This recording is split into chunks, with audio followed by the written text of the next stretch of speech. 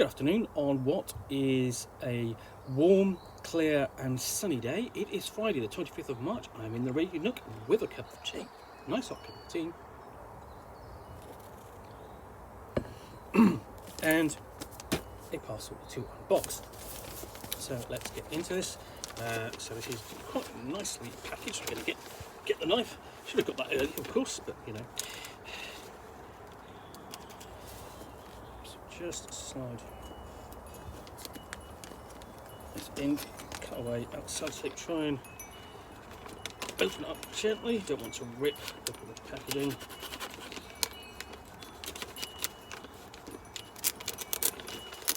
I'm just trying to slide through the masses of sellotape.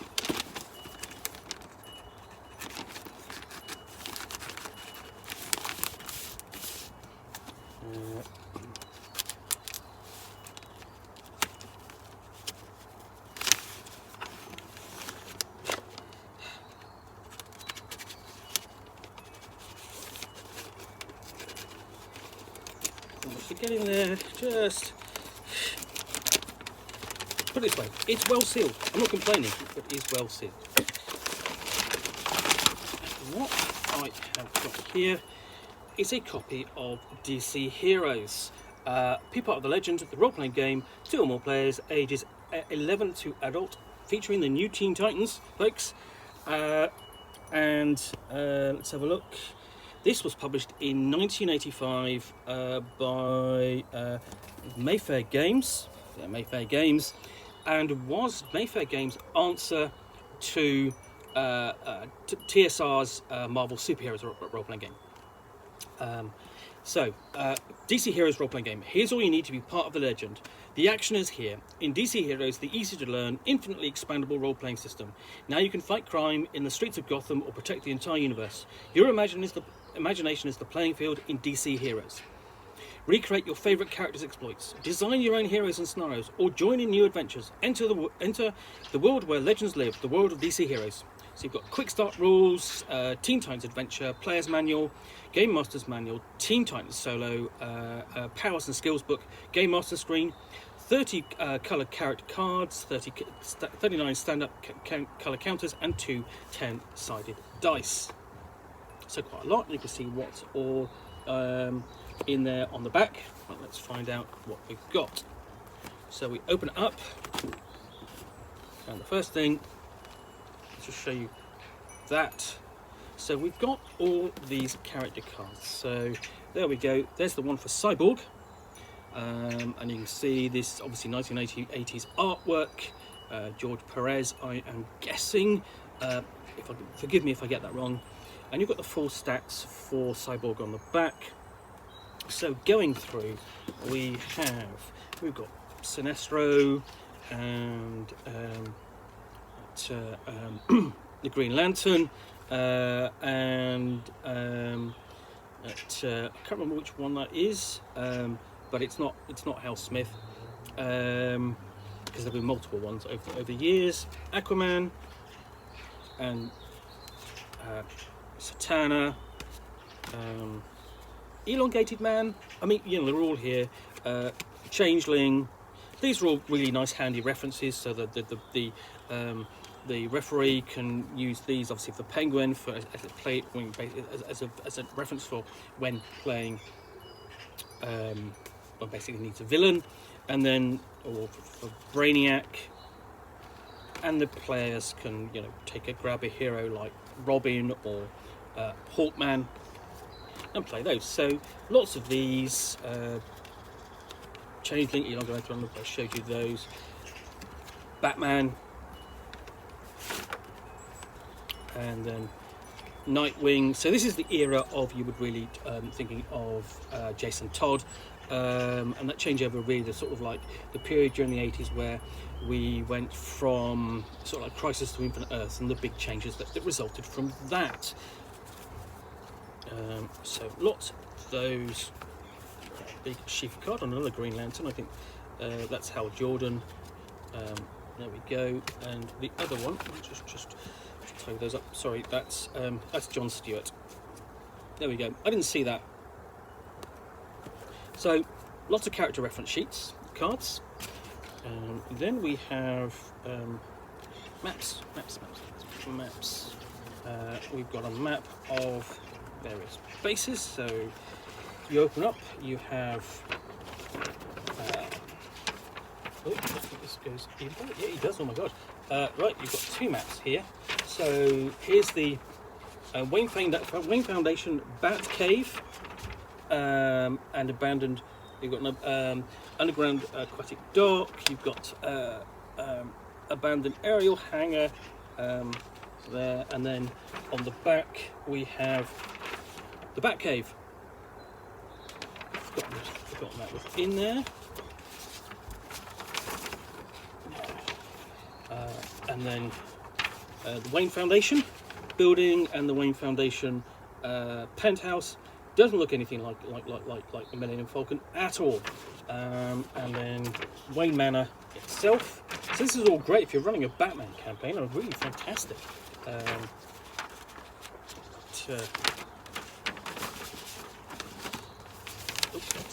Let's put those back in the wrong way. I just want to fold these back up properly. Okay, so those are the maps. And then below that, of course, this is the first thing you would see. So read this first. When you open this box, you open a whole new world. A world filled with heroes and exciting adventures. A world infested by villains and great dangers. A world where anything can happen. Welcome to the world of DC Heroes. DC Heroes is a role-playing game, but even if you've played role-playing games before, you'll find DC Heroes a bit different from the rest. For those who've never played role-playing games, please read the next 2 pages. Experienced role-players skip these pages, start page 4 on the introduction. So here we have the explanation of what a role-playing game is. That is followed by the actual introduction and begin to explain the ideas behind the game. So we've got introduction and attribute points and attributes, because the characters themselves. So just go back to here. So if we look at the Green Lantern, John Stewart, we've got like 9 different attributes: Dex, influence, strength, will, aura, body, mind, spirit. So essentially you've got offensive, acting attributes. So those are the Dex, influence, and then you've got strength, will, and aura, and essentially they're the impact. Essentially they're what the effect, and then the defensive ones would be body, mind, and spirit. As I say, not looked at this in a while. And the idea was that your average human had points of 2 in each of those, and then it would scale. In effect, it would double at every level. So a character with a strength of 3 would be twice as strong as someone with a strength of 2, and so on, all the way up to sort of like 50, which is how strong Superman was. So you've got basically you've got the stats divided into their physical, mental, and mystical attributes. And then we have the second group. So essentially it works sort of like up and down. So you have the action opposing, the effect attributes, and the resistance attributes, as I said. And how to use them, and how you would use them, is on this table. So you would match, so let's say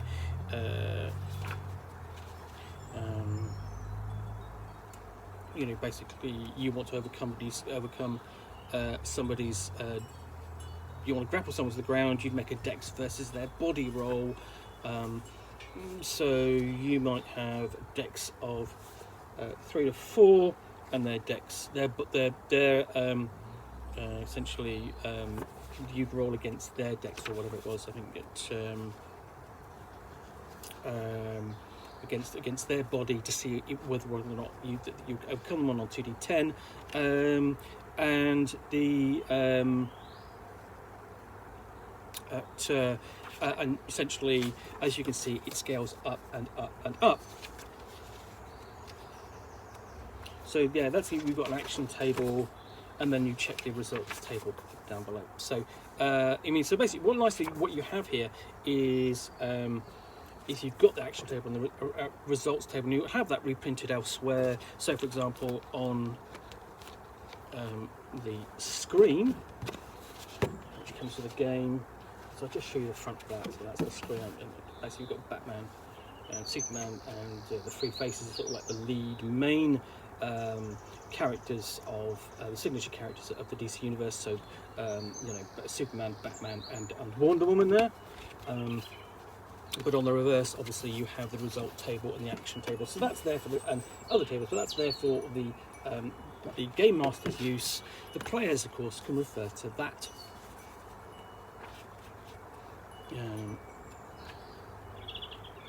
So yeah, then we've got an explanation of the result table. It's taking you step by step.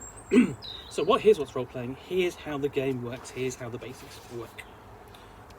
And then we get into powers and skills and hero points. Because of course this is a super game. And it's not the first time we've had a DC. This is the first time we had a DC a role-playing game based upon the DC universe. Since then, we have had one. I think West End Games did one with the dice, and more recently, Green Ronin Publishing did one using the Mutants and Masterminds system. So yeah, so that's the basic introduction to the game. What have we got next? So we've got 3 books. I've gone down further because I wanted to go into tackle them bit by one. Because the next one, obviously, you're going to have a look at is the player's manual. And again, you've got the same kind of explanation here, but in more detail. And it's more, you really have a sort of like more of a greater explanation of the breakdown, pointing these elements out on those cards. And also explaining what the contents of the box are, which, so oddly, that doesn't do. It's all here, but the player's manual is really, it's quite short, but it is explaining everything. So, you know, it's going through step by step. So idea 1, how do attribute work, how attribute points work, and then the next ideas. I'll see if I can just get the pages. There we go. Attributes, and then rolling the dice. Again, a more detailed explanation of the mechanics with sort of like details. So we get up to these sections here. So we have the action table and the result table, how they work. Again, with these examples.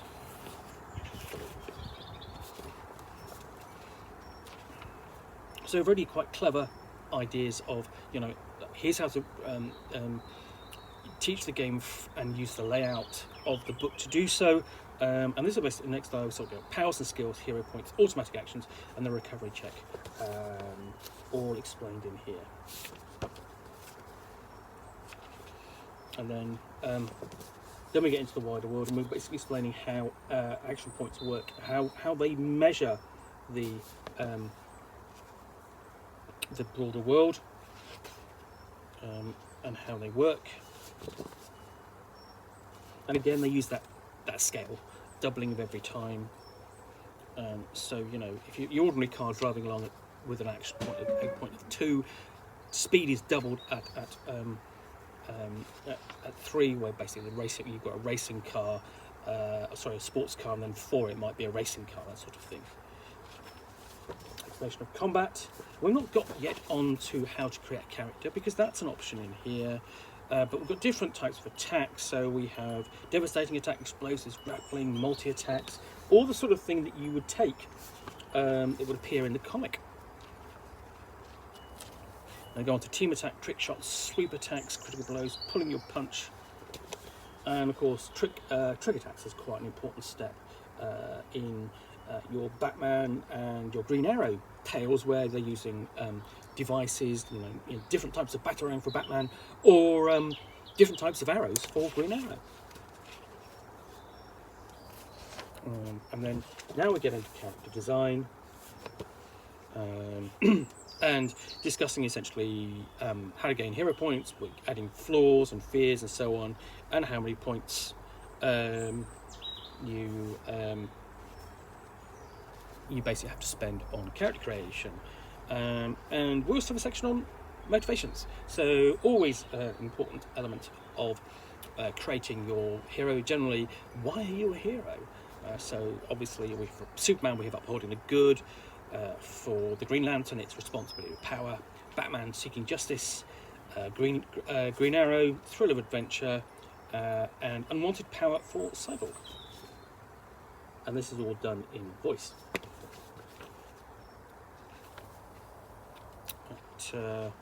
And elements, so also got backgrounds, so you can be aliens, artificial life forms, humans, humanoids, and the like, and determining, also vulnerabilities as well. So kryptonite, of course, and, your wealth, and then we get on to actually attributes and powers. And for that, basically we're going to need the powers book, powers and skills book, and we've got an example of character creation there as well. And there's the character sheet. So it's quite plain and simple, but you have elements in here of the design, whether it's the used to help you understand how things are done, particularly with the arrows to the different parts of the elements of the game. So at this point, really, you can start playing the game with just these character cards. As a player, and the dice, you know how it works. You want to play Green Arrow, you play Green Arrow, all the way up to Superman if you are playing that kind of scaled game. And there are plenty of scenarios where which are written for his power level, because let's just have a look. It's worth actually comparing the two. So let's go with him and yeah. So here's Batman. Here's a dex of 10 into 12, and body of mind, strength of 5, will 12, body 6, mind 12, and so on. So really the upper limit of human capability, and his skills reflect that on the back. With so acrobatics 10, charisma 10, detective 12, gadgetry and the like. Whereas Superman, he has a dex of 26 and a strength of 50. A body of 40. He is, I say, virtually invulnerable, but he has a very low spirit. He's always been vulnerable to magic, whereas Batman has much higher, higher spirit. And on the back, he has directional hearing 10, extended hearing 10, flight 45. So he is incredibly fast as well. Invulnerability 50. It's incredibly difficult to challenge Superman under whatever rules. And this did its very best to model that. And of course, we have the powers and skills book. And so, introduction, really, we've got the powers of physical, all listed there, and whether that's absorption field or animal transformation, fog, force field, ice production, gliding, omni-arm, sealed systems, sonic beam. Mental powers, active sonar, air control, dispersal, earth animation, so let's have a look what we've got. So lots of mental powers. This is all sort of categorization, and we've got basically a full list there. But I mean, this doesn't look actually very interesting in and of itself. It's not a particularly interesting layout, but it's clean and tidy. And the thing is, it would have been looked good in 1985 when this came out. And we move on to the mystical. So the Mystic Link, Animal Control, Animate Object, Magic Shield, Magic Sense, all elements which you can bring, you can create a character around. and of course, right down to voodoo. Then we've got skills. So these are quite broad. Acrobatics, animal handling. There aren't very many of these, but there are. What's great about them is that they do go into detail how they use. So here's how they use acrobatics, and then look at riding, and you've got quite a animal handling, got quite a lengthy section. Artist, actor, charisma, and more. Detective, gadgetry. So you can take this away and create your own content if you wanted to. A cultist scholar. So that, as I say, the skills are quite broad. And again, just for basically you've got spy and thief, and the benchmark piece at the back there. So that's that's all. There's not a lot of there. There's not a huge range of options there overall, but there's enough to get you started. Definitely more than enough to get you started. Then Titan Nevermore. This is the Solitaire module. Special edition Titan's Challenge Solitaire module, and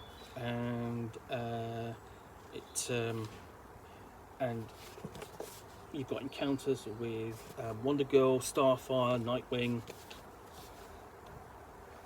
and so on, and you're just playing through those characters, and really getting used to learning how to use the rules. So you can literally play. I'm presuming what you're doing is you're playing down the columns here rather than that way, within different encounters which each of the major team types are having. We've got like an example of play, and it's almost like this is really setting it up for the full scenario. And what's great about this is, this is quite possibly one of the longest examples of play I can recall. It starts there on this page, so that's page 9, 10, 11, 12, 13, 14, 15. So that's sort of like that's 7 pages long, 6-7 pages long, and you have that thing where okay, you got the Game Master is Greg, and Greg would have been Greg Gordon, the game design and project coordination leader, basically the main designer on the game. And the big example of play is, you've got an example of how to use the book, and then got actually a Titan Nevermore. That's the full scenario, location and non-player characters, all the NPCs, and the location. Plot. So this is actually quite a short scenario, but again, you probably play through this in a session or so. So yeah, and then there's you've got encounters to run in through it as well. And then lastly, I've already looked at the screen, then we've got the Game Master's book.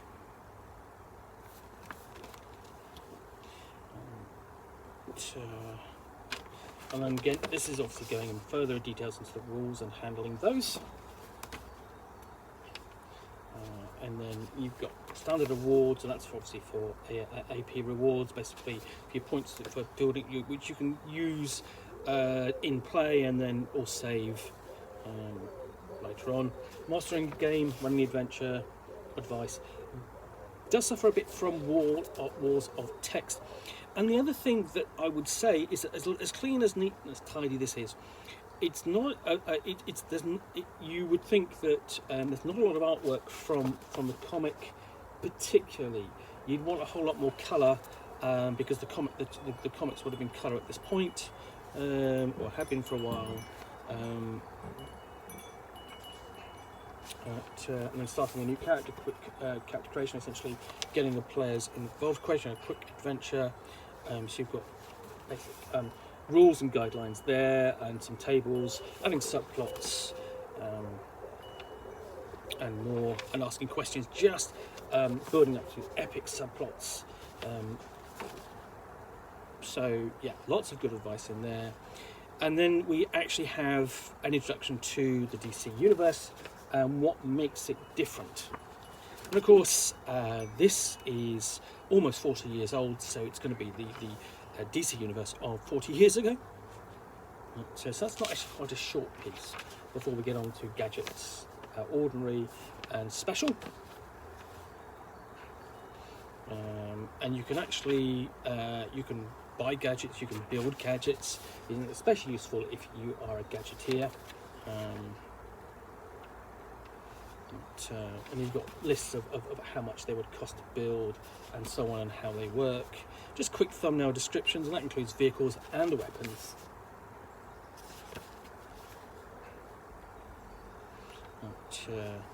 You know, and all of the major devices used by the heroes featured in the DC Heroes comics and in DC Heroes role-playing game. So yes, Batmobile, Batplane, the Nightwing, Bat torpedoes, and the like. Star Labs, major location, and we have basic breakdown of Titan's Tower. Sort of like a poster map there that you can take out.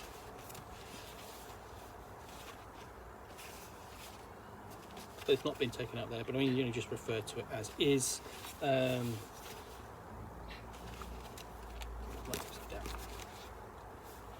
So extensive maps of Titan's Tower throughout with descriptions. I'm almost a bit reminded of the basically Reed Richards, the home of the Fantastic Four in for the Marvel superheroes game. Almost sort of did something vague, sort of similar before we get on to Metropolis. So we're really covering sort of like the major locations for the DC heroes, DC Comics stories. So obviously Metropolis, and then Central City, and Gotham City for Batman, complete with maps. Star City, also home for Star Labs, and then we actually go to outer space. We've got the Vega system, and further out with a brief history of Vega and Vega Worlds. There's basically another campaign setting for the game, and then characters from the DC universe. And really, we've got essentially these back up the cards earlier in elsewhere in the box set. So this is complete. Doesn't have the dice, but I'm not too bothered about that. Everything else is here. We've got the heroes and villains in the book. All the books are here, and the cards. And even down to non-player characters. So basically we've got stats for security guards, journalists, and of course Alfred, Harvey Bullock, Commissioner Jim Gordon, Lois Lane, all the sort of like, I mean, you know, sort of the cast around the heroes in the comics. And then rounding it out, obviously got a section on animals. But rounding it out is some designer notes,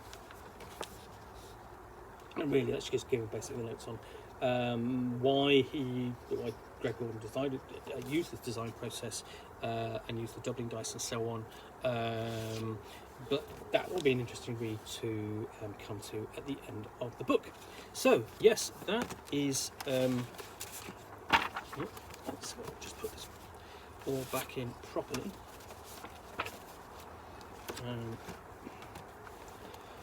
So that's the DC Heroes role-playing game, 1985, the first edition. There was two subsequent editions. The third edition was definitely a book. So I'm just trying to pack this away carefully. But yeah, DC Heroes role-playing game from 1985. Really quite a credible entry into the field, I think, at the time. It really got the flavour of the DC Heroes setting, and was very different to the Marvel superheroes role-playing game, which TSR had published a couple of years before. So you did definitely have people who preferred one to the other. We played a bit of both.